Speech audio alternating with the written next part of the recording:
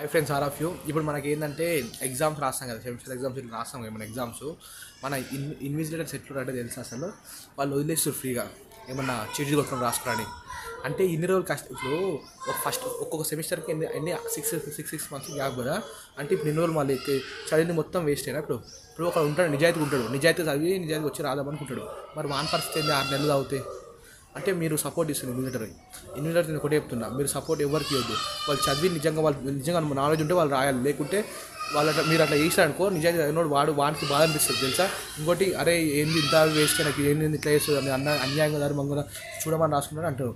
అది తప్పు అసలు, ఎందుకంటే తప్పు. ఇప్పుడు ఒక మాట అంటే మన స్టూడెంట్ లైఫ్ మీరే నాశనం చేసినట్టు. అదే అదే అదే అదే క్వశ్చన్ మన గ్రూప్లో వస్తే అప్పుడు మనకు తెలియదు, మనకి మార్క్ పోతుంది అనుకో, ఒక్క మార్క్ వల్ల పోయిందనుకో, అప్పుడు మీ వల్లే వాడు. మీరు ఒక రోజు సరే వదిలేసి రోజు చూసుకొని రావని, కానీ అదే ఒక రోజు కరెక్ట్ స్ట్రిక్ట్గా ఉంటే వాడు రోజు చదువుకొని వస్తారు, వాడు నాలెడ్జ్ వస్తుంది.